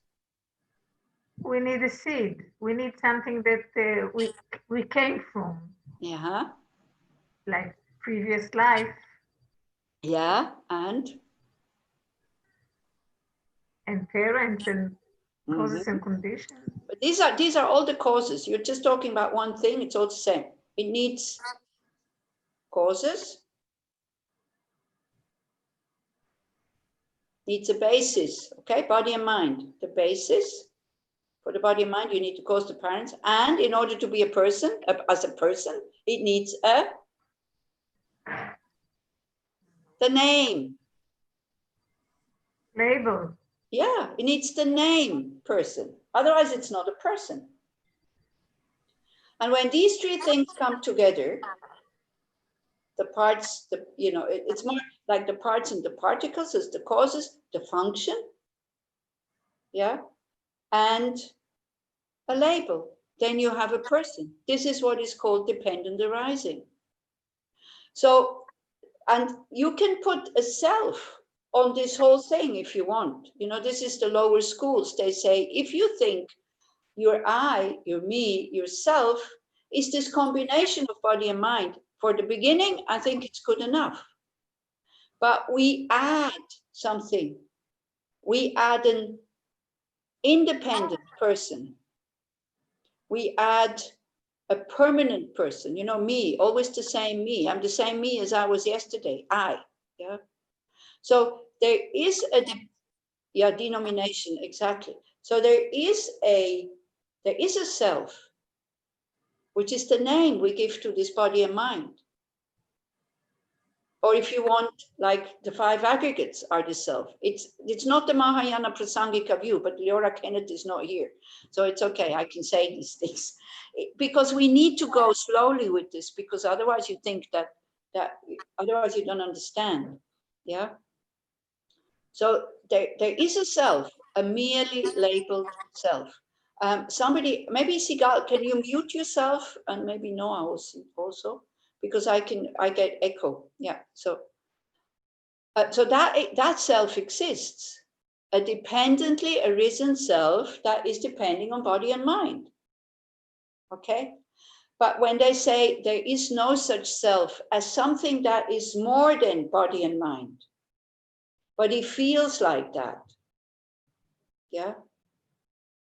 It feels like as if there is a self that is existing independent from the body and mind. And you feel that when you are angry. You feel that when you're jealous. You feel that when you're full of desire and you can't have what you want. Then you feel this self. And then you go and, then you go and look for it. That would be a very good antidote. But very often we don't notice it because we haven't even heard about this theory that this self-existent autonomous I that manifests, because that is our wrong view that is creating it, and we grasp it as real, that this is the illusion and this is what is creating the problem. So we don't understand. So when that one comes up, then it's like having glasses, and through it, it always makes a lot of comments. The I is always talking, yeah, blah, blah, blah, blah, blah. And what is it turning around when you're so ego-centered? Is it turning around others, or is it turning around you? What do you think? Yeah, Tom said like this. You know, when the ego is there, when these lenses of I, me are there, the whole world is, they should do this for me. They should not do this because of me, that, you know, like this. So the blah, blah, what does it say? For example, you come into a new group, it says immediately, I don't fit in, for example. Or I could fit in, but they are excluding me, yeah? This is when you have this separateness from other. It's that thing that kind of prevents to being connected with others. Once you get familiar with the group, you know, you find the ego is not going blah, blah, blah anymore and making constant comments about others. Or it says, they don't like me. Yeah, this is also, you know, it's very sensitive. This ego-based kind of thinking is very, very sensitive, yeah? Or it says, they're always criticizing me. Or it says, oof, they don't see my qualities. What else could it say? Because when you come up with some ideas, you know, what the comments are of this false self, then we start to understand how it feels or what it is. What else could it say? We all have some kind of primary view, you know, when it's up. Either they don't like me, they don't see my qualities, or they don't. I'm better than them. Yeah, I'm better than them, for example. And then immediately is this separation there. Yeah. I here, them there. What else does it say?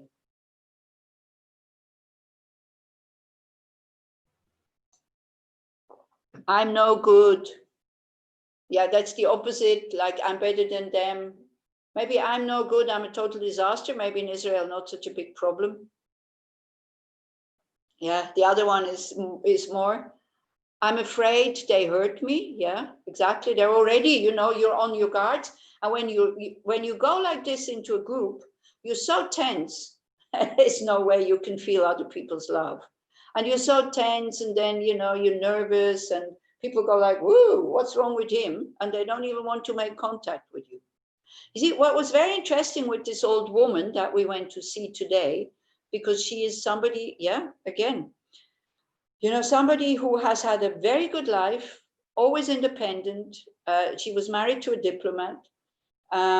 She's very rich, never seemingly being dependent on others, always able to order others around because they worked for her, she paid for them, I can treat them the way. She wasn't that bad, but anyway, but now she's very impatient, and she cannot be nice and gentle because she cannot bear to be dependent on somebody. And you see, this seemingly independence that we have is total illusion. I tell you, the people from the supermarket, they go on strike for just 1 month. We die of hunger. I don't know how long we can go without food. If then the people from the water company, they close the taps, then it won't take long and we're dead.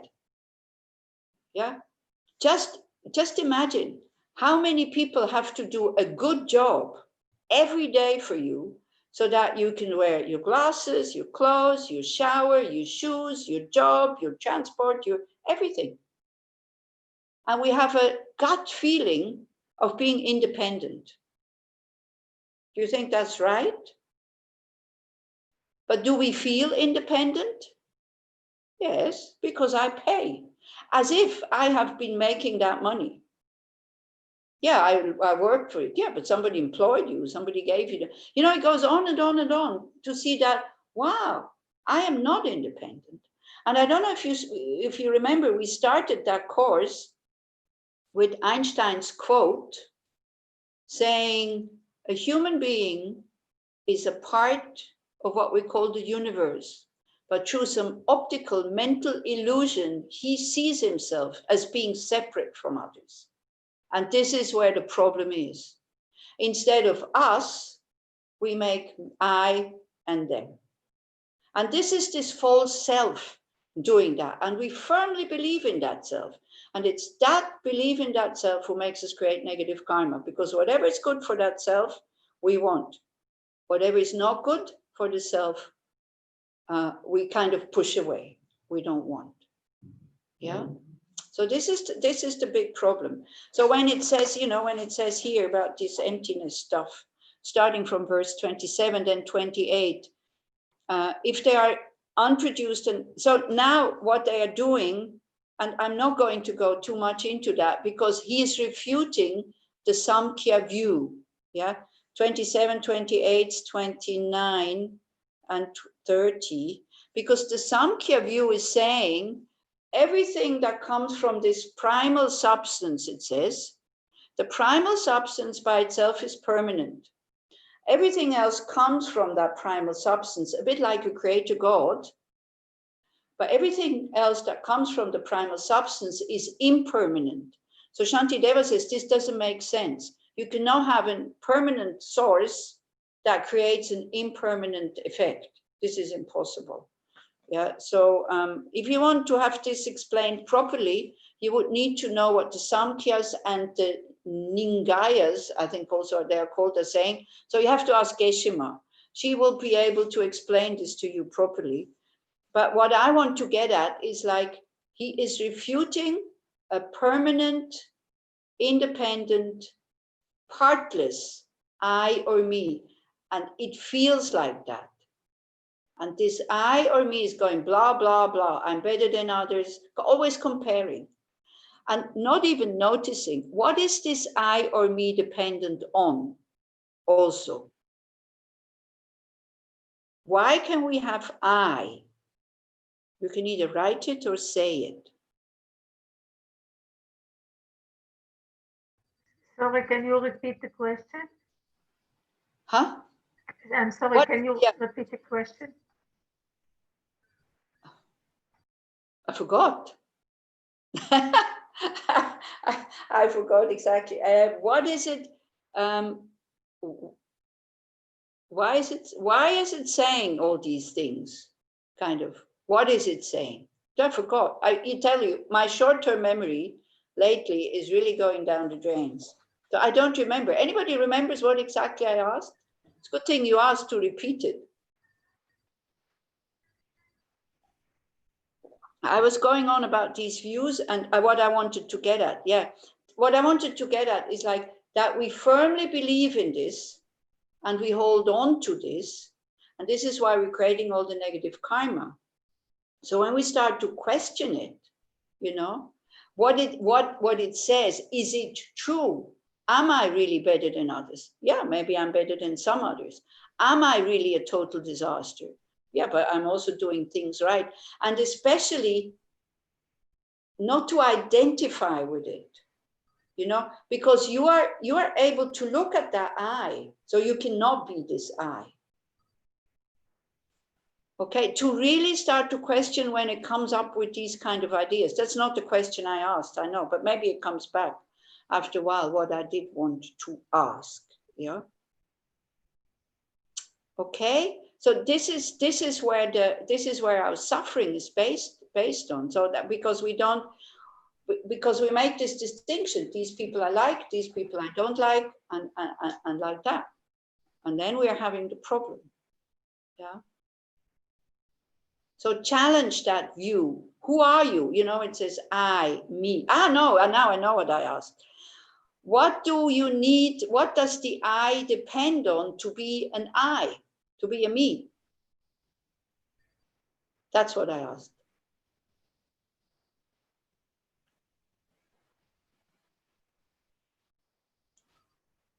Okay, maybe to give you a hint. We also think that existence is totally absolute, exists independently, existence. What does existence depend on in order to be existence? An observer, someone to perceive it as existent. Yes, and non-existence. In order to have existence, you need to know, in order to know existence, you need to know non-existence. In order to know I, me, I need to know other. And this you go like, what? No, I don't need other to be an I. Yes, you do need other to be an I. Yeah. But then we make it, you know, this is depending. But then we make it absolutely other and I, not seeing that they depend on each other. Existence and non-existence depend on each other. You can't have one without the other. We can think of existence without thinking about non-existence, that yes, but we cannot have existence without non-existence. We cannot have I without other. And have you ever noticed that each of us, we are, like I take my example, I am the only one calling myself I. Everybody else calls me you. And I make such a big fuss about myself. And I'm the only one in this universe. It's like so ridiculous.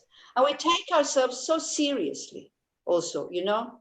We always have to succeed. We shouldn't make any mistakes.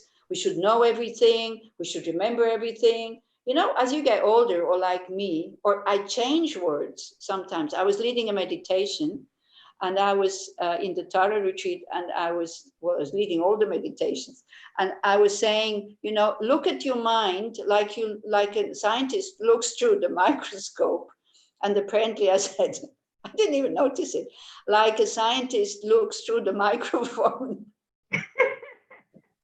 So, you know, I have a choice. I could get very upset about this, and I go like, oh, this is terrible. But I thought it was so funny. I couldn't stop laughing because I said, well, yeah, look through the microphone. You can do it. Yeah, so I can get very upset about my memory loss, about being totally lost sometimes also. But I can just, you know, accept it. This is the way I am. As long as I still remember who I am, it's okay. But yeah, this is why also I think I should stop teaching, because it's getting really bad. You know, before the class, I always have very good ideas what to say. Then when I'm in it, then it's gone. Yeah. Okay, so these are these verses here where he talks about selflessness. I read to you maybe René's translation, because it's easier than the one we have. No, he skipped them all together, actually, which is quite good, because if you don't know these kind of, if you don't know the philosophical views that were there at that time, then it's very difficult. Again, the verses 28, 29, 30, what it says is like, things that function are impermanent. Things that function are dependent arising. Things that function are complex. So, but your ego-centered mind makes them very solid, very concrete. And maybe I read you something and then we do a short reflection on it, which is, I made notes, which then are quite good. And I wouldn't be able to repeat them by heart, so I read it out. Like why we suffer because we have lacking awareness. We are not aware. We do not know how things exist. Yeah, so we are not aware of the real existence of phenomena. They are empty of inherent existence. That we're not aware. Yeah, and we are also not aware of how these phenomena manifest on a relative level, being dependent on causes and condition. For us, it's there, self-arisen. Of course, when we put our head to it, we say, well, of course, things have causes. But when we react emotionally, we don't see the causes. That's the way it is. And that's true. It's not that's how I see it. It is like that, objective out there. Yeah. So then when it comes to this I, so a proper awareness realizes the real existence as dynamic, not graspable. We cannot control it. We cannot hold it. No substance and without essence. We can't find any essence anywhere. The things are constantly changing. I don't know if you've been watching the Dalai Lama lately. He keeps talking about quantum physics lately. Yeah. So this is it. Everything is just possibilities. And what we make it is our mind. Outside is just a basis. Yeah, but then our mind kind of puts the label good or bad, not coming from there. It's coming from here. Okay, so because they are empty, that's why they can manifest as a dependent arising in a distinctive way. So these two aspects of reality are inseparable, connected to each other. Because things are empty, they can exist. If they would not be empty, they could not exist. So please don't go, yeah, they are empty, but even they're empty, they exist. It's not like this. It's because they are empty, they are existing. Yeah, you can't say, yes, they're empty, but they do exist. That wouldn't be right. That would be wrong. Yeah, because then you would separate them. But when you say like, they need to be empty so that they can exist, then you get the true truth. You get the true realities. So then we have, but then we have what is called ignorance. So ignorance also means to hold the I for real, true, really existing from its own side. Like this, also the other is taken as real. This is how disturbing emotions develop. Me here with my disturbing emotions, different and separate from the other. It's another good exercise when you have disturbing emotions to see that separateness. You know, we see that as other person totally not connected to us when we have negative emotions, totally separate. Not seeing how the mind is creating that person out there. So the splitting into subject and object. Me here, the object out there. Existing from its own side. Definitely bad, definitely good. Yeah. And this experience prevents our liberation. You know, when you said about where's my chance? This is it, stopping that, believing in that dualistic appearance. Me here, the object out there, totally separate, existing from my own mind. That's the root. This is where we start digging.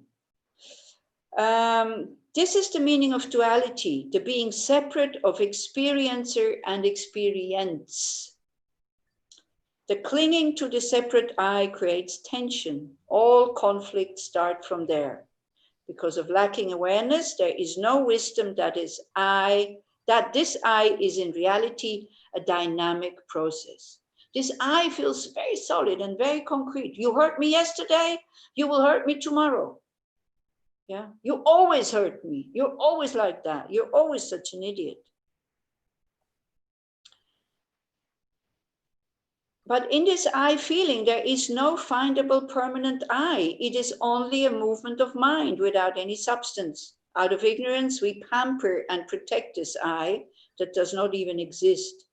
We are caught in this self-centeredness that it seems almost impossible to have another view than from the perspective of this I. Everything comes from here. You know, all this, I'm better than others, I'm worse than others.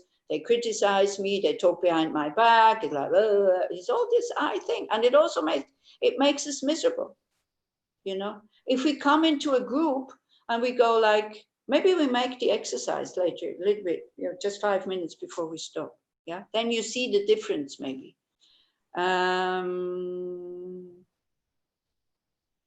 If we examine this feeling of I, we will not find anything that is a real I or a soul. It feels like that, but you go and look for it, you can't find it. Externally, we do not find the end of me and the beginning of the other in touch. No, externally, we do find the beginning of me and the other when I touch them. Okay?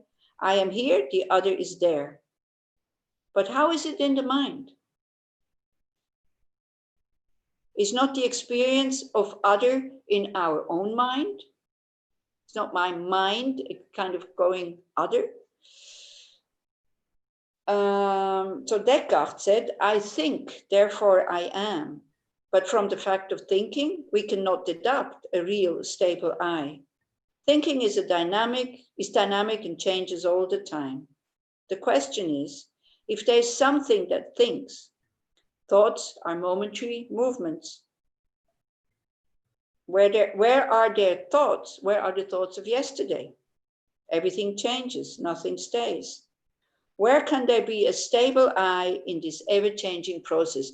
And this is the argument of Shantideva. How can a stable I or a stable substance produce something that is constantly changing? Because as this stable thing is creating something, it itself needs to change. You see the logic behind this. Something that is static and stable cannot produce anything, because by producing something, it itself needs to change. Because if I have created something, I'm different after creating it than before. Yeah, we have a gut feeling as if it's not like this, but logically speaking, this is what we need. This is what it is. Also in meditation, you can have an experience of an awareness which has no reference points. In Mahamudra, like there's just open awareness. You don't even be a great Mahamudra practitioner. Sometimes when you sit in meditation, there's no thoughts, but there's total awareness, no reference points, no I, but still you are aware. Yeah. So where is this I in these moments? Maybe it is in the process of observing, but also the observing is a process and falls away when you get into deeper absorption. Where is the I then? You know, now the question is, do we need an I? Oh, and unfortunately it's finished. Yeah, like in Switzerland, when we came to this verse, wow, somebody goes so upset. Of course I need an I. How can I function without an I? You know, well, you need a conventional I. You need to know who you are, because she said, you know, she went but the ego gets really upset with these discussions when you go like, I need an I, and then she said, but the tax office needs to know who I am to come and collect the taxes. I said, is your I paying the taxes? Isn't that your purse? You know, isn't that your money? It's like, you know, the ego, it really fights when it hears it for the first time. It gets really upset. And these are very good moments to go and look for it and to see the absurdity of the arguments that this I or me is coming up with. Yeah. He says what it is. I is a useful concept in order to be able to communicate. This is it. This is all. I and other are neither one nor separate. They are just, as I said, they're just depending on each other. This is all there is, but we make it separate, you know. The other, they can exist without me calling them other. So this is what Shantideva wants to get at in these verses, and it's very helpful, you know, when you go like, who is angry? Who is upset? When you are full of jealousy, full of anger, full of desire, and you can't have, and you go like, or hurt, you know, when you've been hurt, you go like, who has been hurt? And then it goes like, me! And then you go like, well, who are you?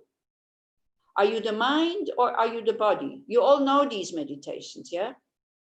You go and look for the I in the mind and in the body. So then, you know, you ask, you challenge you. Let's do let's do it, because it makes more sense when we go through it in reflection.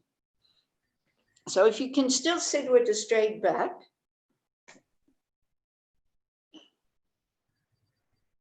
And you tell your I not to go and hide. Yeah. And you just say for a few minutes, maybe being, just watching your breath, doing whatever you do when you do kind of just mindfulness meditation, choosing an object and just doing that.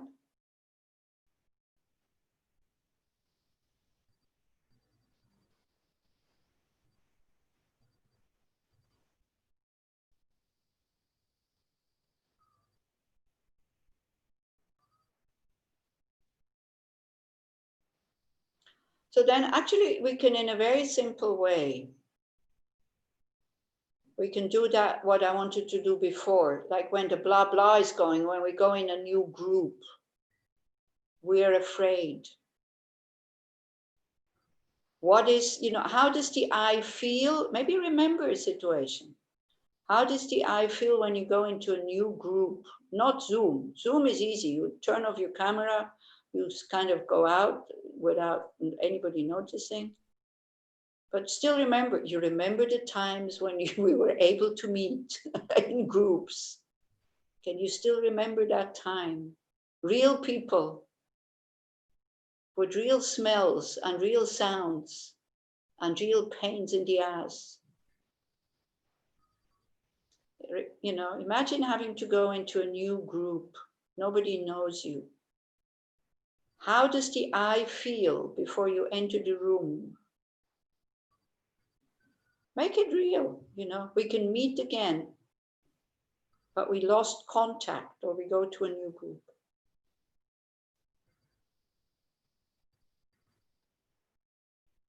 And try to see what these kind of thoughts, will they like me? Oh, yeah, that's the one, What will they think of me?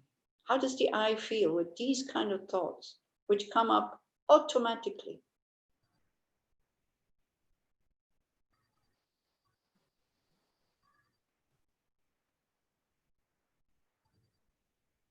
So then you go, you challenge that I. Who are you? Because now you found it,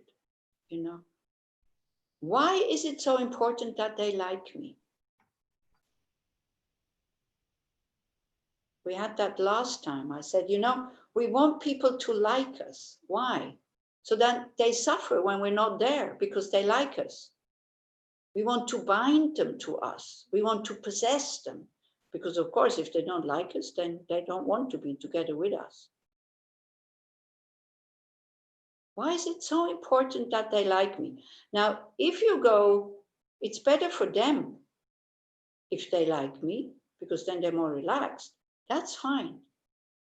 But the ego doesn't want to be liked because of them. Good question for your ego.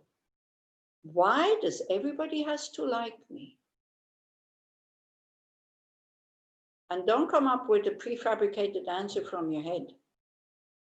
Don't challenge this ego. One thing is, who are you anyway? I have looked for you so many times in the body and in the mind, and I couldn't find you, and you're still there. Why is it so important that everybody likes me? Do I like everybody?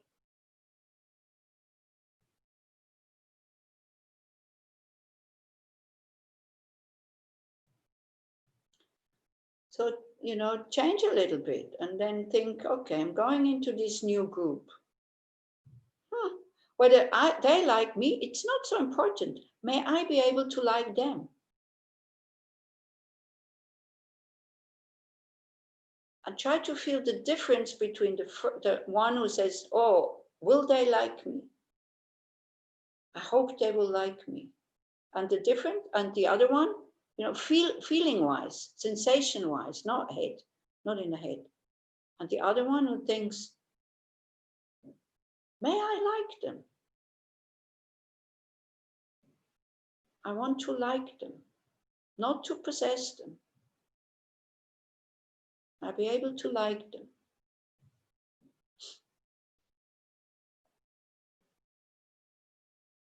So when we go into the new group, then also it's always, what is there for me? We always look, Will the group be able to give me something? Will it bring something when I go there? Will it be beneficial for me? Again, how does the I feel when you think like this?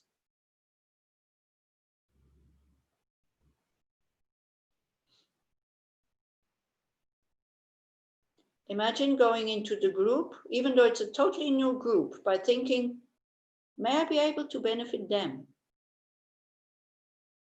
How does that I feel?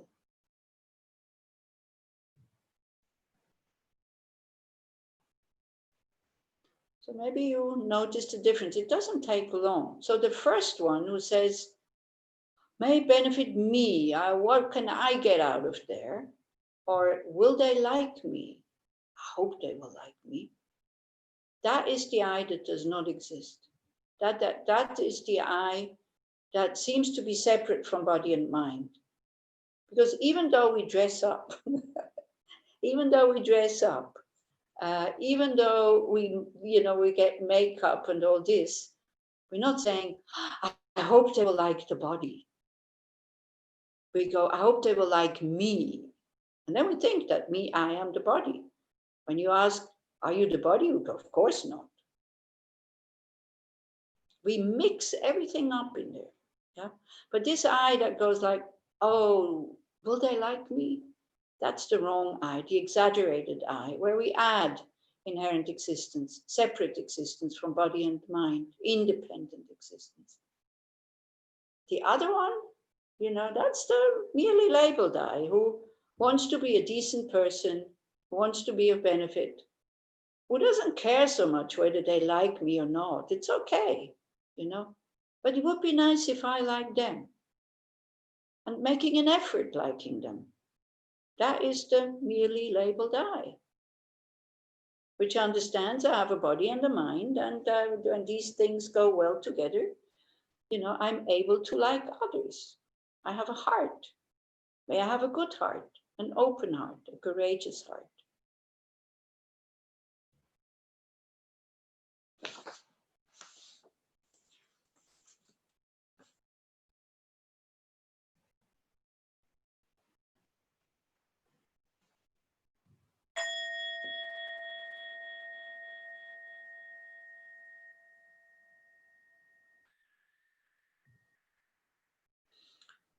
Okay, so we went until verse 31. Did you feel a difference, by the way, between the two eyes? Tom, I think, is nodding. Anybody else? Which one would you like to be more in contact with? The one who is so worried whether they will like me or not? Gosh, this is how we go through life, I tell you, the more genuine you are and the more normal you are, the more you kind of worry so much about whether people will like you or not, the easier your life will become. Then you're relaxed, and then it's easy for people to like you.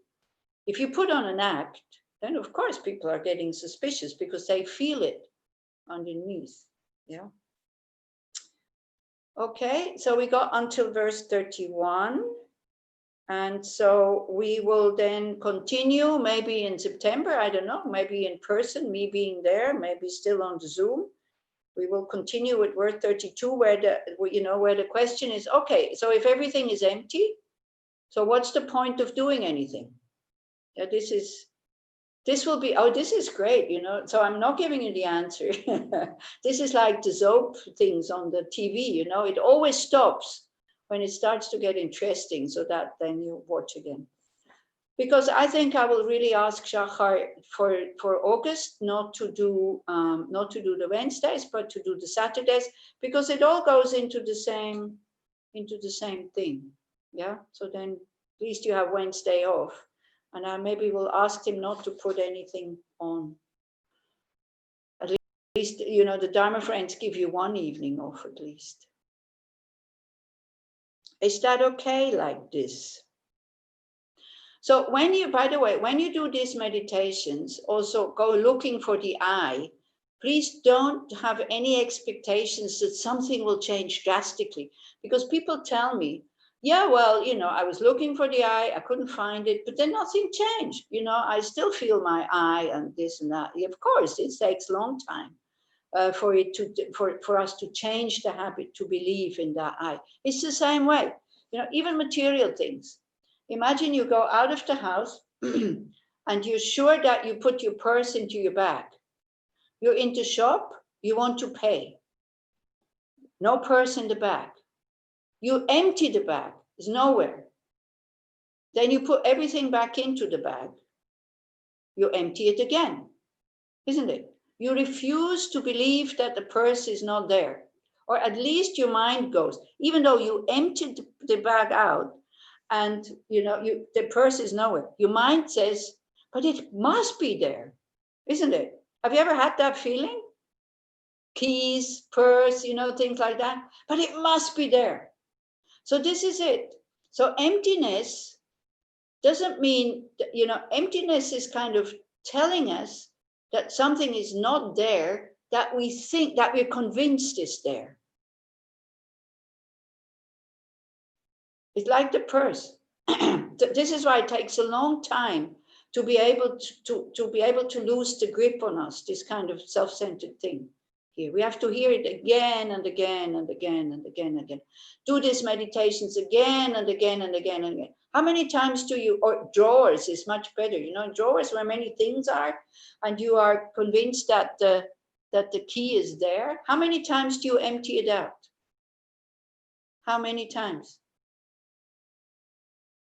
A few times, you know, and then the moment comes where you have to force yourself to stop looking in the same place, where you have to say, stop looking there. Yeah. So can you imagine? So how difficult it is with things that we can see is not there.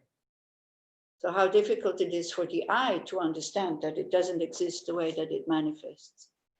So, but the more you hear it, the more you go look for it, the more you challenge it, you know, the more you are willing to ask again and again and again and again, who are you?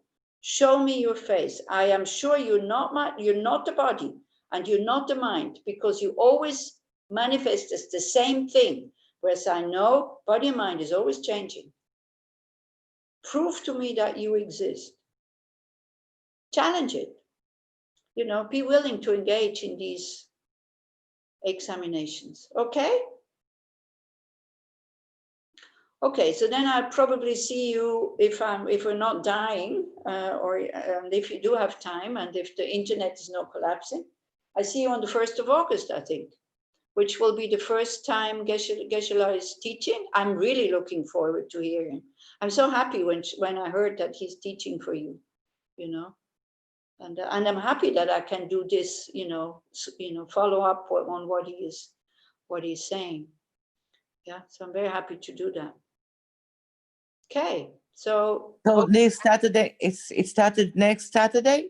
Yeah, on the 1st. No, not this coming one, but on the 1st. So next Wednesday we will not have anything, because next Wednesday is Lama Chöpa. On the 29th again is Lama Chöpa. You can, the link is on, because it's the link that I made here. So the link is on the Dharma Friends website. It's very easy. You come in, you know, if you can relate to what we're doing, even you can't relate, but you like to sing, you like to try singing, then you sing along with me. If you think, oh no, that's too boring, then you just get out again, you know. So that's okay. This is what Tibetans do twice a month, creating positive energy by doing a lot of offerings. So I make an altar here, yeah, behind me, but then, you know, usually people can take the things home, but this time I give it to the people in the house. Yeah, so they're happy. They're happy that they you know, they come and say thank you and all this. Then they ask me, what are you doing? And then I go like, oh gosh, what am I going to say? People who have no idea about Buddhism, no interest in Buddhism, what am I going to say what a puja is like? So I said, oh, you know, I just arrange them in a nice way, and then people take it home, but because nobody comes, you know, so like that. Okay, so have a very nice evening, have a good rest. Thank you for listening to me. Thank you. Thank you. And so then we will continue with the text, hopefully, and then the question will be, okay, so if everything is empty, why bother? That's the next verse, which comes very quickly, you know. If nobody exists really, suffering doesn't exist really from its own side, why bother? So then Shantideva gives the answer in verse 32, I think. Yeah, in verse 32, he gives you the answer. Okay. Thank All you. right. Thank you very much. Thank you very much. Bye. Take care. Take Bye. care. Stay healthy. Yeah.